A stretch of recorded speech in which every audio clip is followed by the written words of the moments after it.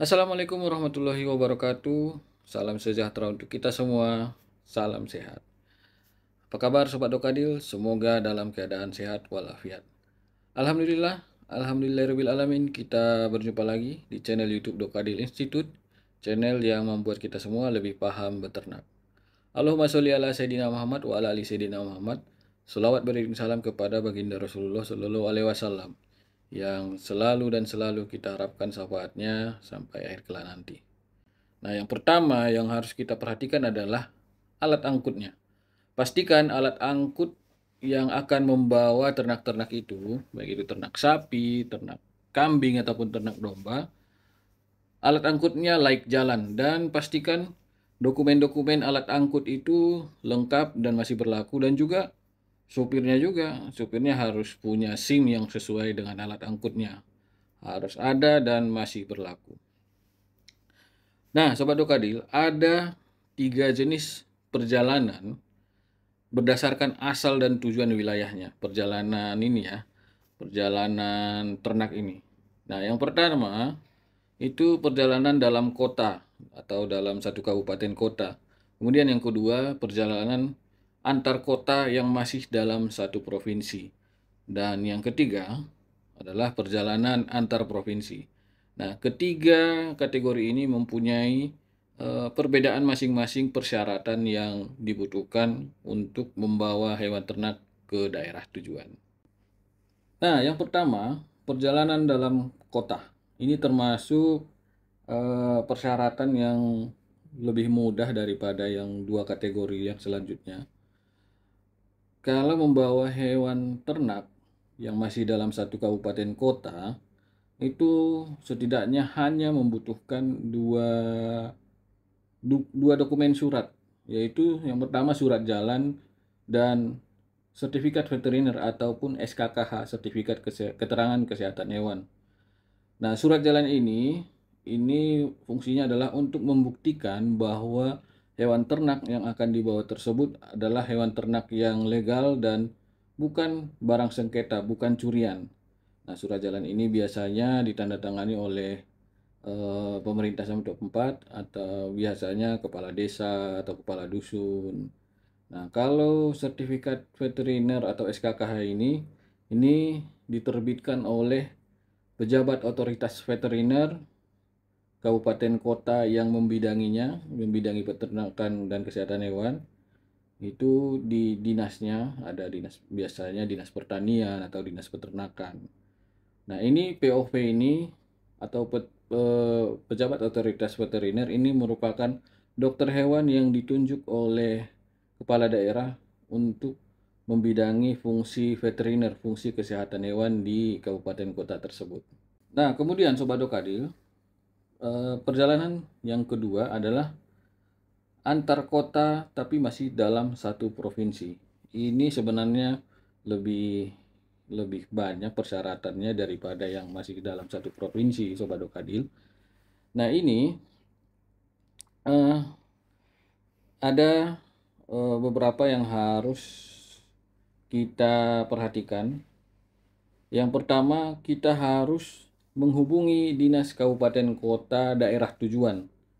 Nah, ini kita hubungi untuk memperoleh surat rekomendasi pemasukan hewan ternak ke daerah tujuan tersebut. Makanya yang dihubungi adalah kabupaten kota tujuan. Yang dihubungi adalah dinas yang membidangi fungsi peternakan dan kesehatan hewannya.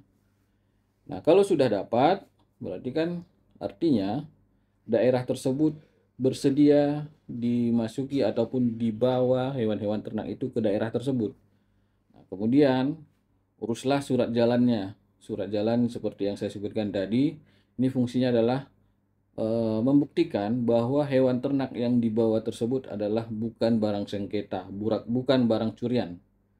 Kemudian, oh ya, satu lagi lupa. Tadi kan menghubungi dinas daerah tujuan. Di situ tanyakan apa saja pengujian yang dipersyaratkan, pengujian terhadap penyakit. Apa saja yang dipersyaratkan pengujiannya dan itu yang akan dilakukan di daerah asal.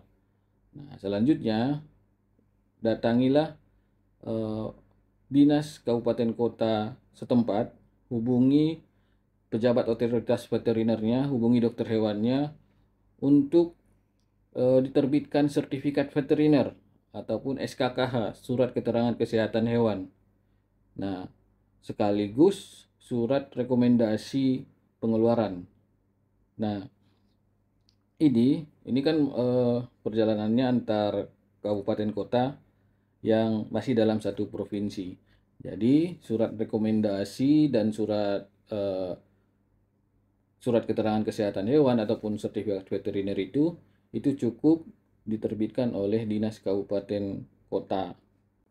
Nah, kemudian Sobat Dokadil, perjalanan kategori ketiga adalah perjalanan antar provinsi. Nah, ada perbedaan surat-surat yang diterbitkan oleh Pemda dalam hal perjalanan ini ya. Perbedaannya adalah surat-surat yang tadi yang saya sebutkan itu diterbitkan oleh dinas kabupaten kota. Nah, ini karena ini antar provinsi, surat-suratnya diterbitkan oleh Pemda provinsi. Jadi langkah pertama yang dilakukan adalah hubungi dinas provinsi daerah tujuan dan tanyakan apa saja pengujian yang dipersyaratkan untuk masuk ke daerah tersebut, ke provinsi tersebut, dan pada akhirnya diterbitkanlah surat rekomendasi pemasukan. Nah, sesudah itu dapat, uruslah surat jalannya. Seperti yang saya sebutkan tadi, surat jalan itu membuktikan bahwa hewan ternak yang akan dibawa tersebut merupakan hewan ternak yang legal dan bukan barang sengketa. Nah, kemudian uruslah sertifikat veteriner ataupun SKKH, surat keterangan kesehatan hewan, dan juga sekaligus surat rekomendasi pengeluaran kepada dinas provinsi yang membidangi fungsi peternakan dan kesehatan hewan.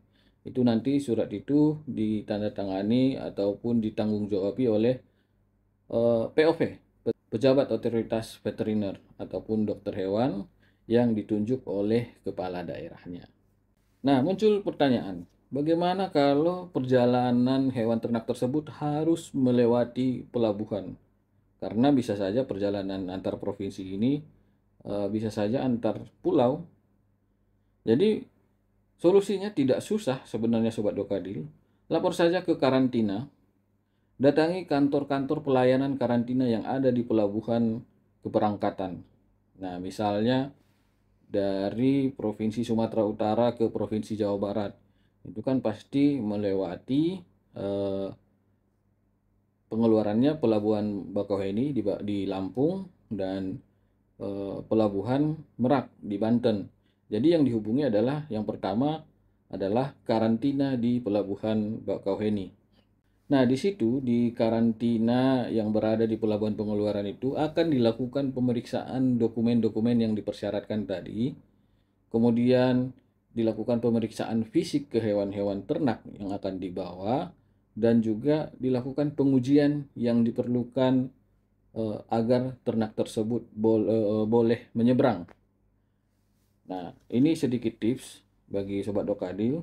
Jalinlah komunikasi yang baik dengan pihak karantina, karena karantina ada untuk melindungi negeri. Jadi, kita pun seyogyanya aturan itu dibuat agar tidak terjadi misalnya wabah penyakit hewan di negeri kita Indonesia.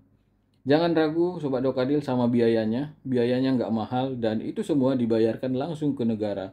Nanti pihak karantina akan memberikan billing pembayaran di mana pembayaran tersebut dilakukan langsung ke negara dan kita bisa membayarnya secara langsung melalui aplikasi mobile banking atau dibayar ke kantor pos ataupun langsung ke kantor banknya juga bisa. Jangan mau Sobat Dokadil kalau diminta membayarnya secara cash, karena ini sebenarnya rawan pungli, kita sendiri yang rugi. Nah, setahu saya di karantina itu semua seluruh Indonesia pembayaran itu tidak ada yang cash lagi, semua dibayarkan ke negara. Nah, kemudian itu kan semua sudah dilakukan pemeriksaan, karantina mengeluarkan sertifikat kesehatan, health certificate, sertifikat karantina.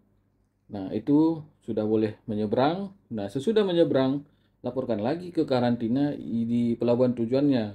seperti kejadian tadi di Pelabuhan Merak. Laporkan saja. Hal yang sama juga akan dilakukan, cuman tidak serumit yang di pelabuhan keberangkatan, itu hanya pengecekan akhir aja. Dan sekali lagi biayanya malah lebih murah lagi. Jadi Sobat Dokadil, itu dia. Jika ada pertanyaan terkait pengiriman hewan kurban, silahkan ketik di kolom komentar. Jika Sobat Dokadil suka video ini, silahkan tekan tombol like-nya. Jika Sobat Dokadil merasa video ini bermanfaat dan banyak kawan-kawan yang butuh info ini, silahkan sebarkan video ini, sebarkan linknya ke kawan-kawan yang lain sehingga kawan-kawan yang lain juga tahu. Dan terima kasih bagi Sobat Dokadil yang sudah subscribe channel Dokadil Institute. Dan bagi yang baru menonton video ini ataupun belum subscribe channel Dokadil Institute, mohon kiranya agar subscribe channel Dokadil Institute. Terima kasih Sobat Dokadil sudah menonton sampai akhir. Semoga kita sehat selalu, semoga perjalanannya aman, nyaman, dan memberikan keuntungan secara ekonomi bagi kita semua. Terima kasih sudah menonton video ini sampai akhir. Mohon maaf jika ada kata-kata yang salah, dan jika ada info saya yang masih kurang, mohon ketik di kolom komentar apa yang kurangnya. Dan terima kasih. Wabillahi taufiq wal hidayah. Wassalamualaikum warahmatullahi wabarakatuh. Salam sejahtera untuk kita semua. Salam sehat.